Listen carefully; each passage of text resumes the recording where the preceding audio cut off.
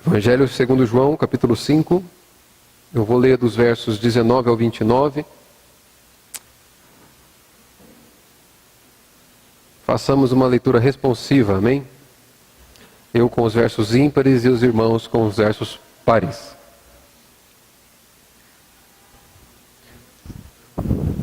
Juntos e com força. A partir do verso 19 diz assim: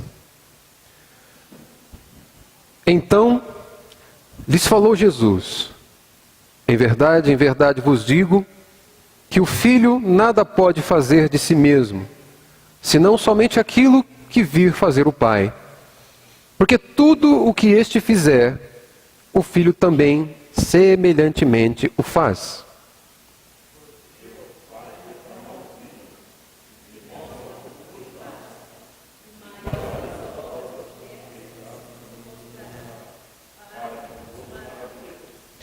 Pois assim como o Pai ressuscita e vivifica os mortos, assim também o Filho vivifica aqueles a quem quer.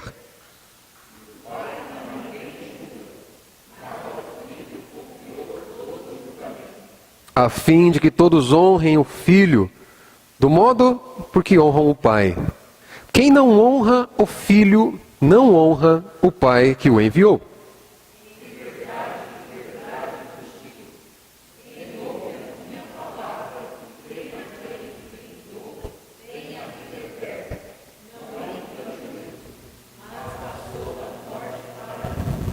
Em verdade vos digo, que vem a hora, e já chegou, em que os mortos ouvirão a voz do Filho de Deus, e os que a ouvirem viverão.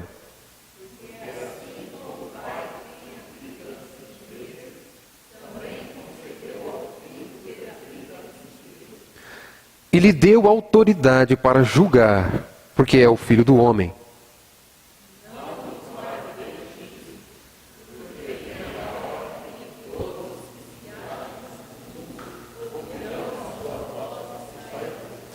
Os que tiverem feito bem para a ressurreição da vida, e os que tiverem praticado o mal para a ressurreição do juízo. Até aqui. Pai, nós estamos diante da Tua santa palavra, e ela é incomparável em poder. Ela é suficiente e necessária para que tenhamos nossas mentes purificadas, nosso coração completamente arrebatado pelo Teu Espírito Santo. A minha oração nessa noite é para que o Senhor nos conduza através da exposição desse texto que é tão precioso. Um texto onde nós podemos olhar e enxergar o Teu senhorio, a Tua divindade, Jesus. Abra o nosso entendimento para aquilo que foi revelado através da escrita do apóstolo João nesse texto. Através das palavras do Senhor registradas por ele ali. A minha oração é para que o Senhor nos edifique com a Tua palavra por meio do Teu Espírito Santo. Pai, e que o Senhor seja glorificado também na exposição dessa palavra. Porque do Senhor, pelo Senhor e para o Senhor são todas as coisas. Exaltado seja o Teu nome nessa noite. Em nome de Jesus. Amém. Eu quero começar a exposição desse texto da palavra do Senhor fazendo algumas perguntas para a gente pensar. E a primeira pergunta que eu quero te fazer, você pensa e não precisa responder, mas pensa com carinho. O que mais te deixa seguro e satisfeito nessa vida? Onde que está a fonte da sua segurança? A fonte da sua alegria? A fonte da sua satisfação nessa vida? O que mais ocupa o teu pensamento? O que arrebata o teu coração todas as manhãs? Durante toda a semana, no que você pensa? Ou, o que você pensa em primeiro lugar? Né? Quais são as expectativas que estão no teu coração durante a semana? Qual é a expectativa que está no teu coração quando você vem a um lugar como esse? O que é alvo do seu amor e da sua dedicação na sua vida? Em que você gasta tempo? Se dedicando, amando, conhecendo? Eu não sei o que você foi pensando e respondendo conforme as perguntas foram feitas. Se você fez uma lista, né, se você colocou alguma ordem de prioridade nessa lista. Mas seja qual for a resposta que nós dermos, ou a lista que nós fizermos para cada uma dessas perguntas, se Deus não ocupar o primeiro lugar dessa lista que fazemos, se Deus não ocupar o primeiro lugar da nossa fonte de satisfação, se Deus não ocupar o primeiro lugar da nossa fonte de segurança, do alvo ou do objeto do nosso amor, da nossa entrega, da nossa busca, se Ele não estiver em primazia de todas essas perguntas e respostas, nós merecemos o título de idólatras. Porque isso é idolatria. Uma boa definição para idolatria que nós encontramos na Escritura é: tudo aquilo que ocupa a primazia do seu coração e não é Deus. Ídolo é tudo aquilo que arrebata o seu coração, a sua satisfação, a sua entrega, é aquilo que é alvo do seu amor em primeiro lugar, e não é Deus. É um ídolo. E pode ser qualquer coisa. Pode ser aquilo que mais ocupa o teu pensamento, aquilo que você mais ama. Se o Senhor não for, eu e você merecemos o título de idólatras. E com a Escritura, e principalmente com um texto como esse aqui, irmãos, a Bíblia nos dá remédios, antídotos para a idolatria. O maior remédio para a idolatria é a devoção a Jesus Cristo. Para pensar. Só existe uma forma de você amar a Deus de forma eficaz. É amando o Filho dele. O principal remédio contra a idolatria, irmão, é amor e devoção a Cristo, como o único Senhor da sua vida. Qualquer outra coisa que ocupar Ele, ou o lugar que cabe a Ele, precisa ser corrigido imediatamente. Precisa ser rejeitado imediatamente, como sendo o primeiro lugar. É isso que eu quero compartilhar um pouquinho com vocês aqui através desse texto. Amar a Cristo é a melhor forma de você amar a Deus. Conhecer a Cristo, conhecer a palavra de Cristo, ter uma vida devota a Cristo é a melhor forma que você tem para se livrar da idolatria e ser um devoto a Deus. Esse texto vai nos mostrar a íntima relação que existe entre Cristo e o Pai. A íntima e inseparável relação que há entre eles. Através desse texto a gente pode ver. E a gente vai ver aqui, como primeiro ponto, que essa íntima relação de Jesus com o Pai, ela é apresentada através desse texto. Existem pontos aqui que Jesus evidencia. Olha, por conta disso, eu mostro para vocês que sou íntimo do Pai. Por conta disso, vocês podem ter certeza que eu sou íntimo do Pai. E a primeira coisa, a intimidade, ou a íntima relação de Jesus e o Pai, é apresentada através de suas obras. As obras de Cristo são as obras do Pai. Olha rapidamente comigo de novo, aqui os versos 19 e 20. Jesus vai dizer assim: então lhes falou Jesus: em verdade vos digo, que o Filho nada pode fazer de si mesmo, senão somente aquilo que vir fazer o Pai. Porque tudo o que este fizer, o Filho semelhantemente o faz. Verso 20. Porque o Pai ama o Filho e lhe mostra tudo o que faz. E maiores obras são estas, maiores obras do que estas, lhe mostrará, para que vos maravilheis. A íntima relação de Jesus com o Pai é evidenciado ou apresentado a nós através das suas obras. As obras de Cristo são especificamente as obras do próprio Deus. O discurso aqui trata da autoridade de Jesus. Jesus está abordando isso com aqueles homens. E ele atribui essa autoridade devido ao relacionamento especial que ele tem com o Pai.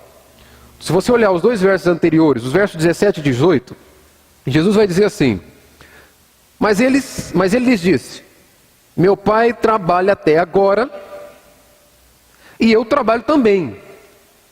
Por isso, pois, os judeus ainda mais procuravam matá-lo, porque não somente violava o sábado, mas também dizia que Deus era o seu Pai, fazendo-se igual a Deus. Qual que é o contexto aqui?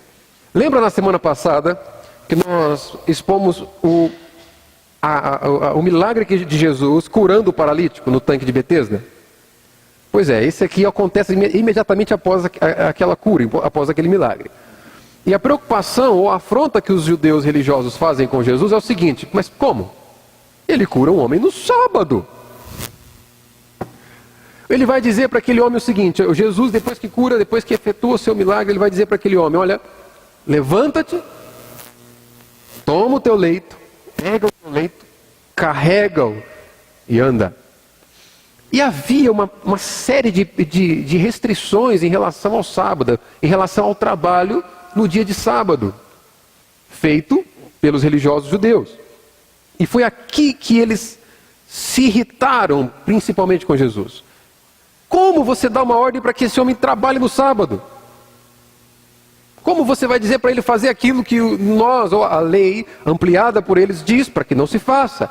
Então, o contexto aqui, sendo sábado, uma vez que o trabalhar é o motivo da discórdia, Jesus vai apontar para Deus como sendo um exemplo de um trabalhador incansável. Já que o sábado é o motivo da nossa contenda, Jesus vai dizer o seguinte: o meu pai trabalha até agora, num dia de sábado, e eu também trabalho. E o que significa esse trabalhar até agora? O que significa Jesus dizendo, eu também trabalho até agora? Perceba, embora o Pai tenha descansado da sua obra criadora, como o Gênesis 2 nos mostra, né? E Deus criou todas as coisas durante os 6 dias, e no 7º dia fez o quê? Descansou. Através de falas como essa de Cristo, nós vamos entender que Deus ele descansa da sua obra, da sua atividade criadora. Mas Deus jamais descansou da sua obra mantenedora. Deus jamais se descansou do seu trabalho de sustentar a existência, irmão. É isso, essa é que é a ideia que Jesus quer trazer para aqueles homens. Deus é um trabalhador incansável, porque se não há o trabalhar de Deus em sustentar a existência, simplesmente não há existência. Essa é a ideia. Ele trabalha mantendo. Se não houvesse a providência de Deus em manter a existência, nós não haveríamos. Nós não existiríamos, não haveria existência. Ele também tem que trabalhar para gerar a nova criação. Nós vimos algumas semanas atrás que o novo nascimento é uma obra exclusiva de Deus. Jesus está dizendo para aqueles homens o seguinte: olha, Deus não apenas criou, Ele mantém tudo o que Ele criou. Inclusive é Ele que gera seus filhos, é Ele que faz com que o homem nasça de novo. Inclusive no sábado. Era como se Jesus dissesse para aqueles homens: já pensou? Se meu pai trabalhasse apenas, e se o sábado fosse para Ele, não haveria manutenção da existência no sábado, não haveria conversão no sábado, não haveria novo nascimento no sábado. Jesus com essas falas aqui, eu não quero falar sobre o sábado hoje, mas Jesus com essas falas aqui vai mostrar que para aqueles homens que eles tinham um entendimento equivocado acerca do que era esse mandamento de Deus. Com essas palavras aqui, o que me parece é Jesus dizendo que durante todo o tempo o Pai está trabalhando, o Filho também trabalha. Ou, durante todo o tempo em que o Pai esteve agindo na humanidade e ainda está agindo na humanidade, o Filho também está agindo na humanidade. Nesse exato momento, você e eu somos alvos da providência do Pai e da providência do Filho. O Filho também trabalha. Paulo vai trazer luz sobre essa fala aqui. Você não precisa abrir, mas em Colossenses capítulo 1, verso 17, eu vou ler para você. Paulo vai dizer o seguinte: Ele é. Está falando de Cristo. Paulo defendendo a divindade de Cristo. Para homens que começaram a duvidar que se Cristo era realmente 100% homem, 100% Deus, como poderia ser isso? Homens que começaram a colocar anjos, por serem seres espirituais, como sendo mais importante que Cristo. Veja o que Paulo vai dizer para uma igreja que tinha começado a colocar qualquer outra coisa no lugar de Cristo. Percebe? E veja se isso não cabe para nós. quantas outras coisas temos colocado no lugar de Cristo? Paulo olha para homens idólatras, com tantas outras coisas no lugar de Cristo, e diz assim: Ele é antes de todas as coisas, e tudo subsiste nele. Perceba que Paulo não vai dizer assim: Jesus existe. Ele vai dizer: Jesus é. Essa é a mesma expressão como Deus se apresenta no Antigo Testamento. Quando Moisés pergunta para ele assim: mas quem eu vou dizer que me enviou? Você vai dizer: o eu sou te enviou. Paulo diz aqui: Jesus é. Assim como o grande eu sou é, desde toda a eternidade. Jesus é antes de todas as coisas, e tudo subsiste nele. Jesus, o que Paulo quer dizer aqui é que Jesus é o sustentador da criação. Jesus é aquele que mantém a criação funcionando. Nele tudo subsiste. A palavra grega usada por Paulo aqui significa sustentar, manter. Não haveria sustento da existência se Cristo não providenciasse isso. Trocando em miúdos para você entender, irmão, cada batida do teu coração é estrategicamente coordenada pelo Senhor Jesus Cristo. Ele é aquele quem sabe quando o seu coração baterá pela última vez. Porque Ele mantém essas batidas. E ela não baterá nem uma vez mais, nem uma vez menos do que Ele determinou. Porque Ele é fiel e mantém a sua existência com a força do seu poder. Jesus é a fonte do poder que mantém todo o universo funcionando perfeitamente. A gente pode entender aqui, irmãos, que as chamadas leis da natureza, elas não existem independente de Deus. Na verdade, essas leis da natureza são as leis de Deus. São expressão da vontade de Deus. Deus as estabeleceu para cumprir com o seu propósito de manter tudo em ordem. Se a gente pode falar de lei, é porque o nosso Deus não se agrada com o caos, Ele se agrada com a ordem. Por isso, cada lei da existência, cada lei conhecida, na verdade, não são apenas leis científicas, mas são leis divinas. Quer um exemplo? A lei da gravidade, que mantém a possibilidade de existência com os movimentos de todos os corpos e a nossa permanência na superfície terrestre, é uma lei divina, estabelecida pelo Senhor para que a existência seja sustentável. Isso significa dizer que nele tudo subsiste. Uma outra forma de você entender essa palavra. Lembra quando você estudou na escola sobre agricultura de subsistência? O que é agricultura de subsistência? As famílias produziam aquilo que elas precisavam para viver. Aquilo que era fundamental para a sua manutenção, para a sua vida. Dizer que em Cristo tudo subsiste, irmão, é dizer que sem Ele é impossível a existência. Cristo é fundamental para que você exista. Por isso que em Atos, capítulo 17, verso 18, a Bíblia vai dizer que nele nós vivemos, nele nós nos movemos e nele nós existimos. Nesse exato momento, o seu coração bate em Jesus Cristo, Filho de Deus, que o mantém. Ele que nos dá a vida. Quando Jesus diz essas palavras aqui para os judeus, aqueles homens entenderam onde Jesus queria chegar. Por isso eles ficaram tão revoltados. Por isso eles ficaram tão irados com Jesus. Jesus declarava aqui que Deus era o seu Pai. Logo, ele estava proclamando que ele era igual com o Pai. Que ele era da mesma natureza de Deus. Que ele e o Pai eram iguais. Aquilo foi uma revolta para aqueles homens. Para aqueles homens, isso era muito pior que trabalhar no sábado. Isso era uma blasfêmia digna de morte. Por isso, a partir de agora, você vai ver aqueles homens planejarem a morte de Cristo. Porque Cristo afirmou ser quem ele era. Filho de Deus, Deus como Deus. E essa unidade entre o Pai e o Filho é evidente no trabalhar deles juntos pela manutenção da existência, ou por trazer à existência aquilo que não existe. Os versos 18 e 20 aqui, 19 e 20 aqui que nós estamos lendo, por enquanto, os judeus não vão interromper Jesus.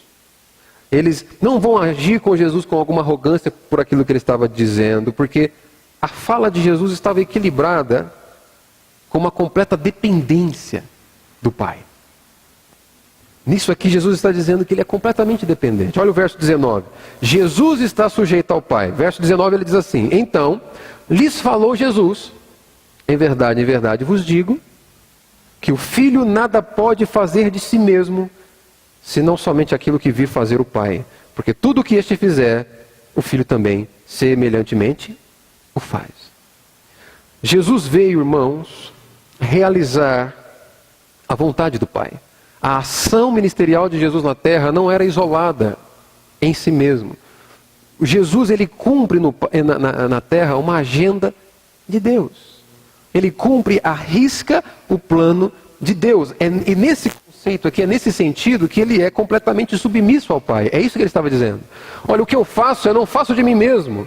O que eu faço aqui é cumprir aquilo que na eternidade meu Pai estabeleceu. Ele foi o único em toda a existência a cumprir perfeitamente a vontade do Pai. Por isso ele pôde te substituir na cruz. Nós vamos falar um pouquinho mais sobre isso aqui. A conclusão que a gente consegue chegar com isso é que alguém que seja capaz de cumprir perfeitamente a vontade de Deus, alguém que seja capaz de cumprir perfeitamente a lei de Deus, que evidencia a santidade de Deus, teria que ser alguém tão grande e poderoso como Deus. A lei de Deus, irmão, expressa a santidade e a perfeição de Deus. Por isso você é incapaz de cumpri-la perfeitamente. Porque como foi cantado aqui, você não é Deus. Foi absolutamente necessário que alguém tão poderoso quanto Deus cumprisse a vontade de Deus perfeitamente, sem errar em qualquer vírgula da lei, para poder te substituir na punição e na obediência. É isso que Cristo faz. Por isso, quando ele afirma essas palavras, ele está dizendo que ele é Deus. Somente Deus, somente um ser perfeito como Deus poderia cumprir a vontade perfeita de Deus. Aqui no verso 20, a gente vê que o Filho tem o amor do Pai. Ele é alvo do amor do Pai. O verso 20 diz assim: porque o Pai ama o Filho e lhe mostra tudo o que faz. E maiores obras do que estas lhe mostrará, para que vos maravilheis. O amor do Pai pelo Filho é único, é incomparável.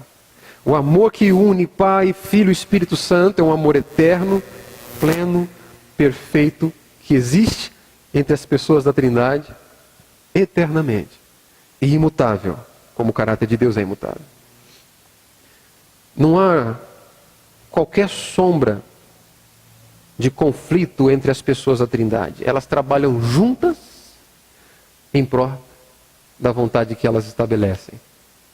Jesus está dizendo aqui: eu, assim como o Pai, trabalho para que vocês sobrevivam. Eu, assim como o Pai, cumpro com o plano que Ele estabeleceu na eternidade, agora, na sua vida. Você e eu somos completamente dependentes dele. Por isso que eu digo que a íntima relação de Jesus com o Pai é evidenciada pelas suas obras.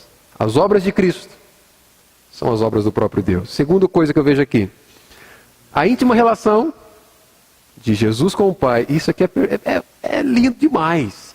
Não sei se você vai achar lindo como eu achei. Eu achei lindo na hora que eu li. A íntima relação de Jesus com o Pai é evidente.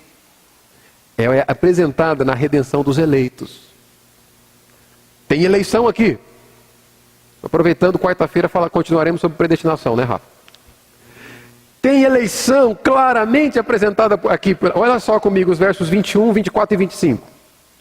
A íntima relação de Jesus com o Pai é apresentada na redenção da igreja, do povo eleito de Deus. Verso 21 diz assim: pois assim como o Pai ressuscita e vivifica os mortos, assim também o Filho vivifica aqueles a quem? Assim o Filho vivifica todos aqueles que buscam a Deus? Assim o Filho vivifica todos os homens? Assim o Filho vivifica a quem Ele quer. A quem é alvo do desejo do Filho. Verso 24, acompanha aí. Em verdade vos digo, quem ouve a minha palavra e crê naquele que me enviou, tem a vida eterna, não entra em juízo, mas passou da morte para a vida. Em verdade vos digo, que vem a hora e já chegou, em que os mortos ouvirão a voz do Filho de Deus, e os que ouvirem, viverão. O Filho dá vida aos mortos espirituais. Vamos destrinchar um pouquinho isso aqui. O Filho é o detentor da vida e é aquele que dá vida aos mortos espirituais. Jesus se apresenta aqui, irmãos, como o doador da vida. Como aquele que entrega, aquele que vivifica os mortos. O homem sem Deus está morto em seus pecados. É isso que Paulo diz em Efésios 2:1. Ele vos deu vida, em que condição? Estando vós mortos em delitos e pecados. Essa é a condição que você estava quando ele te alcança. E a gente vai ver aqui que o morto não tem capacidade nenhuma de escolher, nem ouvir a Deus, nem enxergar a Deus. É necessário que algo aconteça nele para que ele enxergue a Deus, para que ele ouça e para que ele creia. Essa é a condição que você estava quando ele te alcançou, irmão. Morto espiritualmente, incapaz de reconhecê-lo, e ele te dá vida. Jesus é o doador de vida, é assim que ele se apresenta aqui, percebe? Ninguém foi até Cristo para receber vida. Cristo veio até os homens para doar a vida. Você não foi até Cristo para ser vivificado. Porque o morto não anda.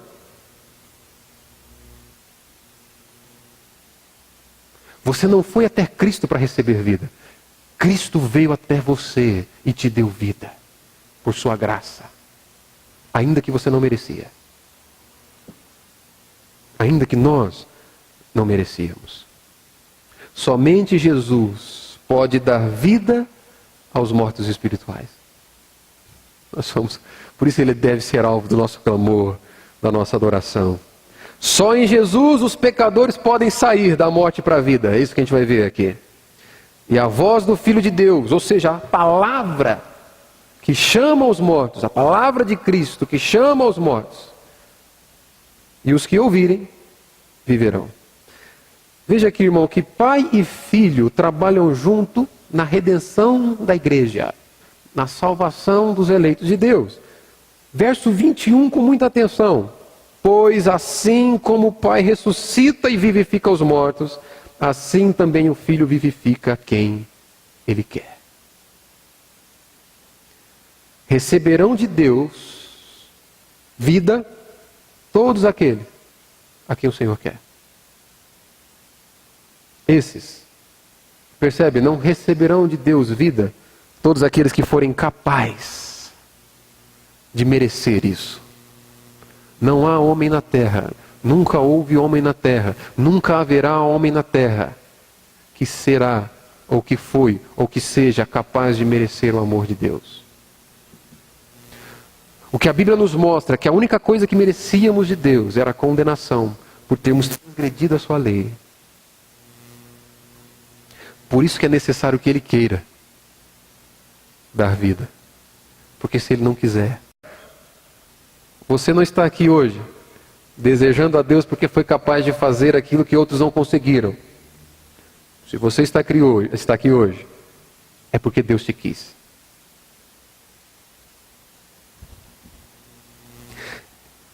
João já tratou sobre isso aqui.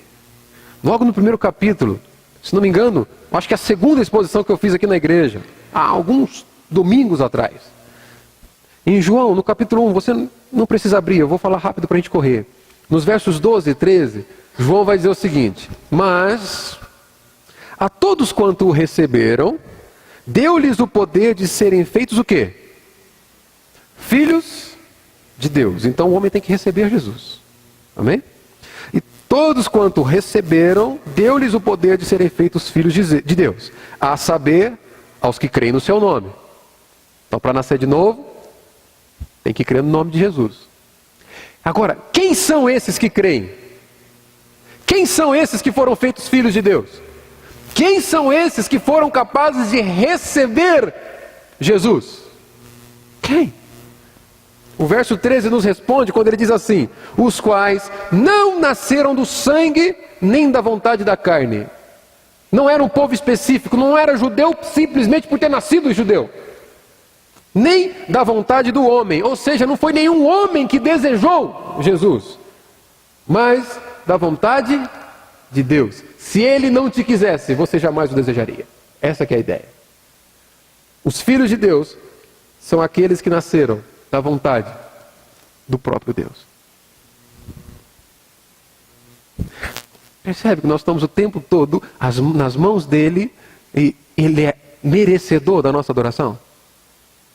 Percebe por que eu iniciei dizendo aqui que se algo ocupar o primeiro lugar da sua vida que não ele, te faz um idólatra?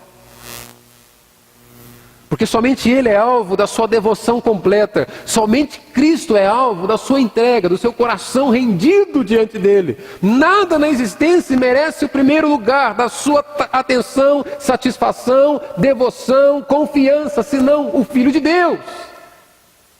Porque seria incapaz você ser feito filho de Deus se Ele não te desse essa capacidade por graça, sem você merecer.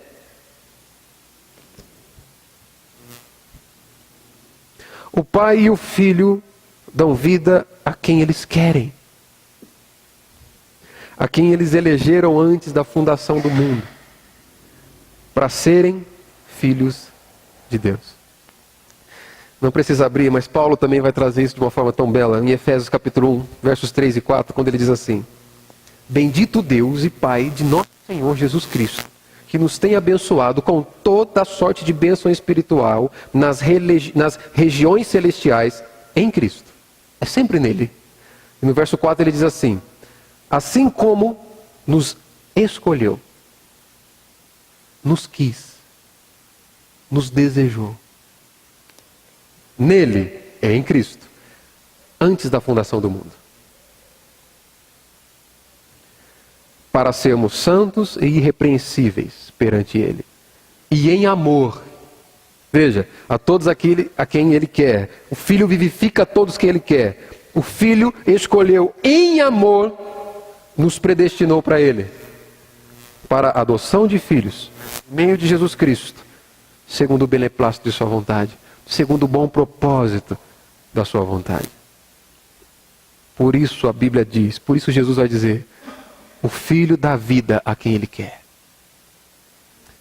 A íntima relação de Jesus com o Pai se evidencia por ter Ele vindo ao mundo resgatar todos aqueles a quem o Pai elegeu antes da fundação do mundo. Cristo se entregou por todos aqueles que pertencem ao Pai. Por isso nasceram da vontade do Pai. O Filho vivifica quem Ele quer. Esse querer aqui é desejar, satisfazer, ter prazer nele.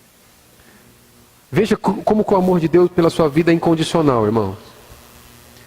Antes de você merecer algum favor dele, por esse amor que é incondicional, ele vai dizer: eu tive prazer em te querer. Eu tive prazer em te eleger, antes que você pudesse fazer algo por merecer. Ele é ou não é digno de ser adorado? Agora percebe, por que é eficaz? E a sequência do texto aqui vai nos dar garantia. Eu espero que saiamos daqui louvando a Deus. Uma vez que Jesus, ele é chamado de o servo perfeito de Deus. Jesus, ele se esvazia na forma humana para servir a Deus. E ele é chamado de servo perfeito porque ele cumpre com toda a vontade do Pai. Isso é um servo perfeito. Jesus cumpriu plenamente a vontade de Deus. A Bíblia diz que é vontade de Deus resgatar o seu povo, salvar a sua igreja. Cristo cumpriu à risca a vontade de Deus, resgatando o povo de Deus. Isso faz com que você, cristão, tenha segurança na obra de Cristo. Cristo cumpre plenamente com a vontade do Pai. Ele resgata os filhos de Deus. É isso que nós vamos ver na segurança que esse texto nos dá. Irmão, não há sombra de dúvida quanto à eficácia do resgate promovido por Jesus Cristo. Não há. Jesus não é aquele que resgata alguns e não consegue carregar todos. Ele resgata até o último homem, por quem ele morreu. Aqui que está a principal fonte de satisfação do cristão. Eu comecei perguntando em que você coloca a satisfação do seu coração. Sabe por quê? A principal fonte de satisfação do cristão não está naquilo que ele pode ter de Deus. Não está naquilo que Deus pode dar para ele. Está naquilo que ele já tem. Nós vamos ver aqui que o verdadeiro cristão, ele sabe que ele já tem a vida eterna. Independente daquilo que Deus pode te dar nessa terra. Sua alegria está em saber que Ele já te deu algo que você seria incapaz de conquistar. A vida eterna ao lado dele. Olha só o verso 24, irmão, comigo aí no capítulo 5 de João. Em verdade vos digo, quem ouve a minha palavra e crê naquele que me enviou, tem a vida eterna. Tem a vida eterna. Não entra em juízo, mas passou da morte para a vida. Veja um paralelo que é possível fazer aqui, é importante vocês entenderem. Vocês vão lembrar que quando eu expus João capítulo 3, na fala de João Batista ele vai dizer o seguinte: aquele que crê no Filho tem a vida eterna. Aqui Jesus vai dizer o seguinte: aquele que crê no Pai tem a vida eterna. Percebe? Crer no Filho é o mesmo que crer no Pai. Crer em Deus é o mesmo que crer no Filho. É impossível você dizer que crê em Deus se a sua vida não for devota ao Filho de Deus. Esse paralelo é importante fazer. Outra coisa que é importante analisar no verso 24 é o tempo verbal de tem aqui, do verbo ter. Ele está dizendo que aquele que crê no Pai tem a vida eterna. O verbo está conjugado no presente. É agora. Não é algo que acontecerá no futuro. O verbo no presente indica que a salvação não está apenas no futuro. Mas para o cristão ela já é uma realidade.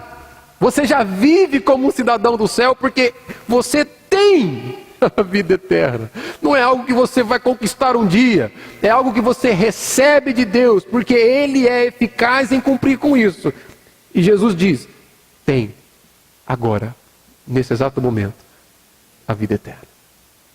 É um presente, no presente, nesse exato momento.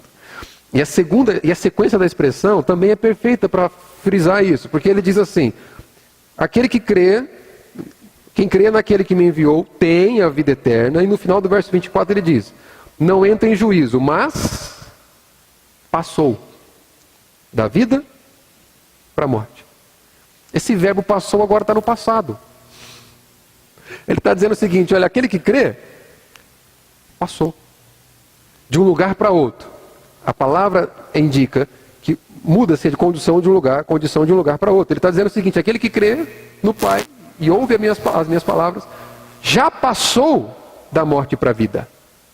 Olha a certeza que todo cristão tem que ter. Não diz que você está passando da morte para a vida. Diz que já passou, é uma obra concluída do Filho de Deus.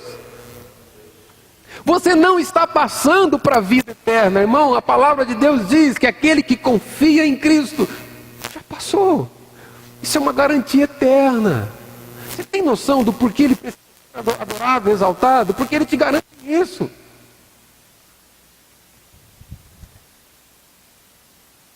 O entendimento que a gente pode ter dessa afirmação de Jesus é: as pessoas que recebem essa vida são identificadas aqui como aquelas que creem, porque ouviram a sua palavra.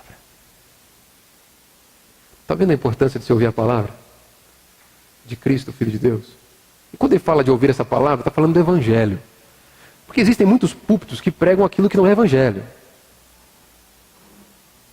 O Evangelho é te levar ao arrependimento por saber que você feriu ofendeu a Deus com o seu pecado, e te levar a uma boa nova dizendo que se você confiar que Cristo te substituiu, você tem vida. Isso é uma boa nova. O que passa disso pode ser qualquer coisa, irmão. Pode ser uma declaração de otimismo, positividade, você tem que vencer, e você vai vencer, você vai ser grande, você vai prosperar na vida. Pode ser qualquer coisa. Eu costumo chamar de coach gospel, sabe?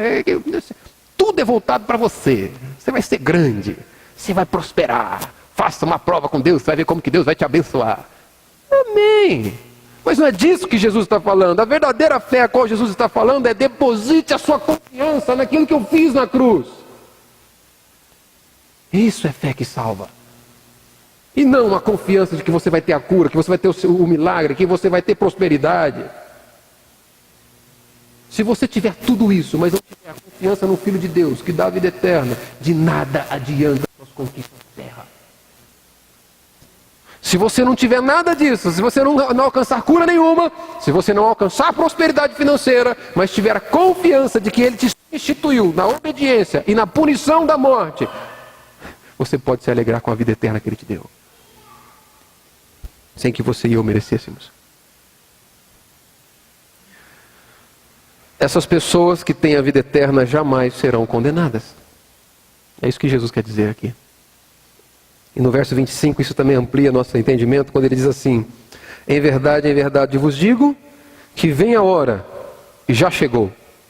Jesus cumpriu com a promessa de Deus. Jesus cumpriu com o plano eterno de Deus. Ele está dizendo: vem a hora, e já chegou, em que os mortos ouvirão a voz do Filho de Deus, e os que ouvirem, viverão. Agora, olha que coisa engraçada. Olha que coisa interessante. Mortos ouvindo.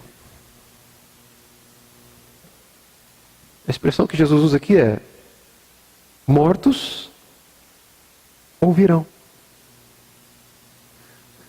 Isso é uma forma de Jesus nos mostrar que não há nada que você possa fazer para ser salvo.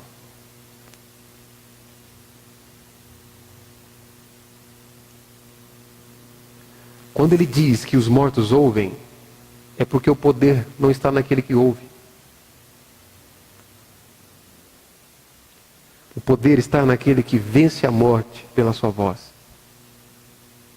Quando ele diz que os mortos ouvem, é porque o poder está naquele que chama e é capaz de vencer a morte com a sua palavra. O morto é incapaz de ouvir, a menos que ele receba a vida. E só o Filho de Deus tem vida em si mesmo e é doador de vida. Outra coisa: os que ouvirem, viverão. Ou seja, todos aqueles que receberem de Cristo a vida, viverão. E esse viver aqui é uma garantia de eternidade. Para sempre. Pois Jesus tem poder para dar vida a quem Ele quer. Irmão, nessa noite você pode ir a Jesus. Nessa noite você pode ir até a Jesus clamando por vida. Nessa noite você pode receber vida que vem de Deus, porque não há nada que você possa fazer a não ser se render, se lançar diante dele e depositar a sua confiança naquilo que ele está dizendo. E ele está dizendo: só eu posso te dar vida. Terceira coisa que eu vejo com esse texto aqui é que a íntima relação de Jesus com o Pai se apresenta no fato de Jesus ser o justo juiz de toda a terra, que será exaltado por toda a criação. Veja comigo os versos 22, 23 e 27. E o Pai a ninguém julga, mas ao Filho confiou todo o julgamento, a fim de que todos honrem o Filho do modo porque honram o Pai. Quem não honra o Filho, não honra o Pai que o enviou. Verso 27. Ele deu autoridade para julgar, porque é o Filho do homem. O Filho é o juiz que foi constituído pelo Pai. O juiz que foi constituído, o juiz de toda a terra, constituído pelo Senhor. Jesus declara aqui, como seu propósito, que o Filho possa ser um com o Pai, não apenas nas obras, mas na honra. É impossível você honrar a Deus sem antes honrar o Filho de Deus. Não há verdadeira adoração se Jesus não estiver inserido nela. Não importa o que você faça, irmão, não importa o quanto você pregue, o quanto você ore, o quanto você clame, o quanto você sapateie, o quanto você grite, se Cristo não for o centro de tudo aquilo que você faz, você não o adora. É impossível uma verdadeira adoração em que Cristo não esteja inserido nela. Em Cristo não seja o alvo dessa adoração. A gente vai ver aqui com essa declaração de Jesus, que o meio que Deus escolheu para promover a própria glória foi a exaltação do Filho. Você não precisa abrir, mas Paulo diz isso em Filipenses capítulo 2, anota aí, dos versos 9 a 11, Paulo vai dizer assim: pelo que também Deus o exaltou sobremaneira e deu-lhe o nome que está acima de todo nome, para que ao nome de Jesus se dobre todo o joelho, nos céus, na terra e debaixo da terra, e toda língua confesse que Jesus Cristo é Senhor, para a glória de Deus Pai. Percebe? Deus promoveu a história. A Bíblia, como eu costumo dizer, não é um livro de histórias desconexas. Toda a Escritura tem um plano único e principal, que é a manifestação da glória do Filho de Deus e o seu plano de salvação da sua igreja. Deus planejou toda a existência para a glória de seu Filho, para a exaltação de seu Filho.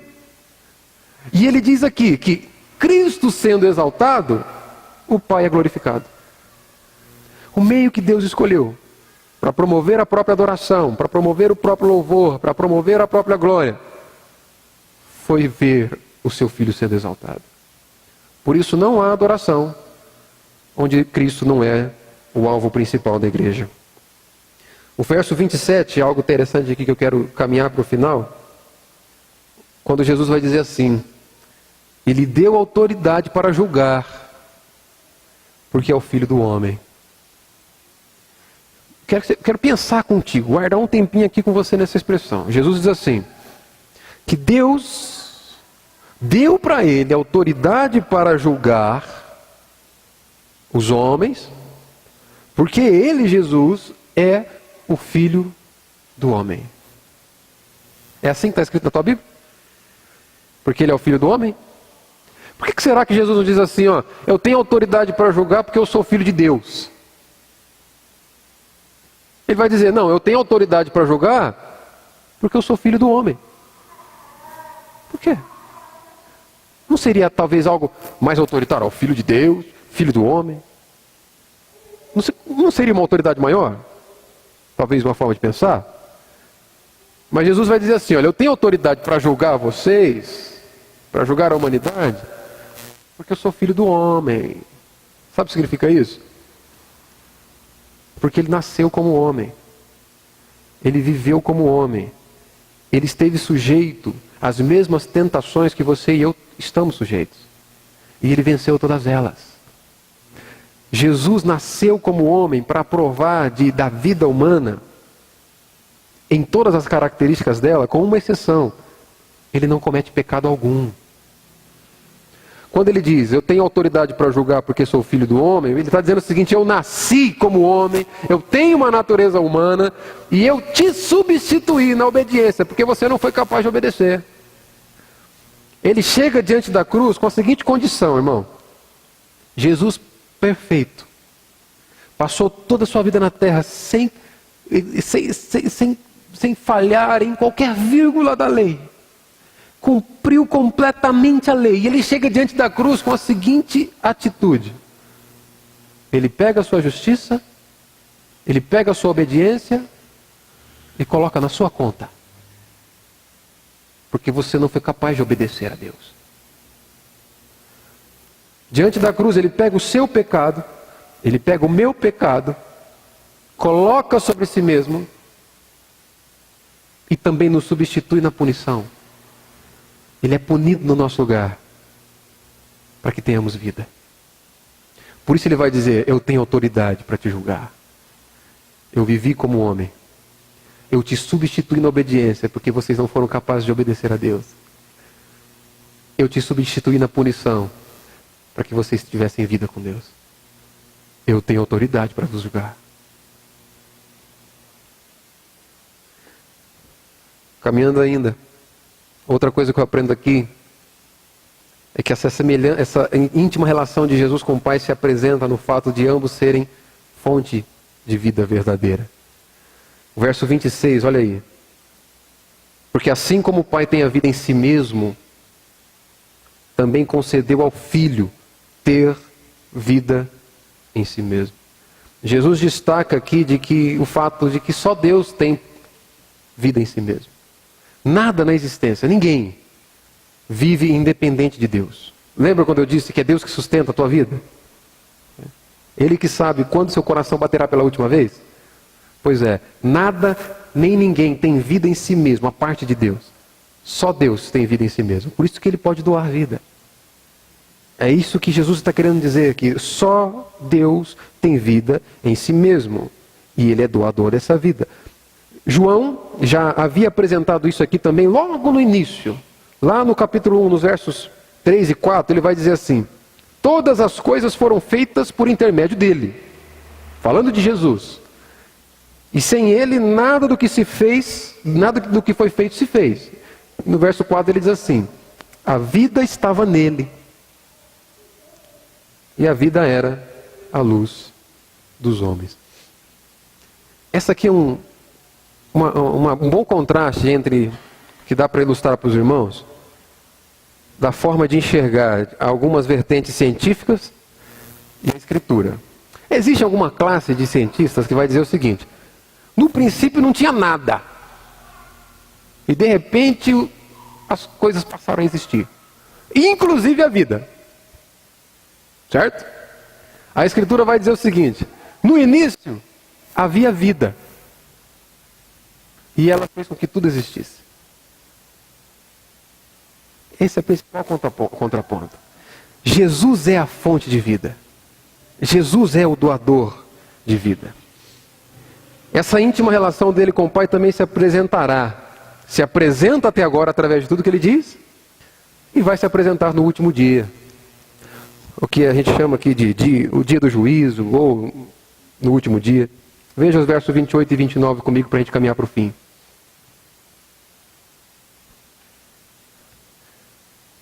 Não vos maravilheis disto, porque vem a hora em que todos os que se acham nos túmulos ouvirão a sua voz e sairão.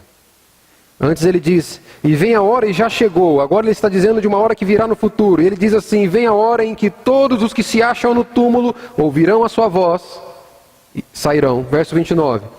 Os que tiverem feito o bem para a ressurreição da vida, e os que tiverem praticado o mal para a ressurreição do juízo. O Filho de Deus tem autoridade para ressuscitar mortos no último dia. O Filho de Deus é aquele que tem poder para ressuscitar mortos espirituais. Essa é a primeira ressurreição que você experimentou quando você creu. E o Filho de Deus também tem poder para ressuscitar mortos fisicamente. Que é o que, nesse dia, quando Jesus vier com a sua majestade e glória, acompanhado dos seus anjos, todos os mortos, salvos e perdidos, justos e ímpios, todos eles ouvirão a poderosa voz do Senhor. E todos eles, salvos e perdidos, justos e ímpios, ressuscitarão para a glória do Senhor. Aqueles salvos ressuscitarão para a vida. A glória do Senhor será conhecida através da misericórdia de Deus, onde Ele vai revelar o seguinte: vocês não mereciam, e eu vos dei vida. Vocês falharam em cumprir com a minha lei, mas pelo meu amor incondicional, vocês foram alvos da minha graça e da minha misericórdia. Entrem para o gozo de seu Pai. Entrem para a alegria de seu Pai. Mas também naquele dia, os perdidos voltarão à vida, os ímpios voltarão à vida, e também glorificarão a Deus. porque a justiça de Deus será revelada neles.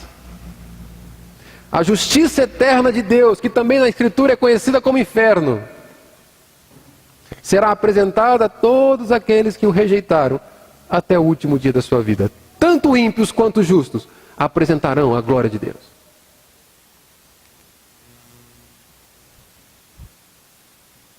Jesus é o Senhor de todos.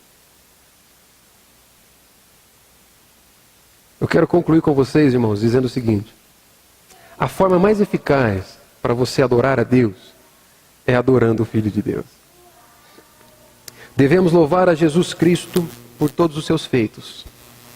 Ele é o responsável pela manutenção da existência, o responsável por cada batida dos nossos corações. Devemos louvar e adorar a Jesus Cristo porque Ele nos escolheu para sermos o seu povo, a sua noiva, a sua igreja, unicamente por seu amor incondicional, sem haver nada em nós que atraía o favor dele. Devemos louvar e adorar a Cristo porque Ele é o justo juiz de toda a terra e o louvor a Cristo resulta na glorificação do Pai. Devemos louvar e adorar a Cristo pois Ele é a fonte da verdadeira vida. Sem Ele, você seria incapaz de estar nesse lugar essa noite. Nós devemos louvar e adorar a Cristo, pois é o que faremos pelo o resto de nossa eternidade. Ele é digno de ser exaltado e ser glorificado como Deus das nossas vidas. Queria te convidar a fechar seus olhos e baixar sua cabeça nesse momento.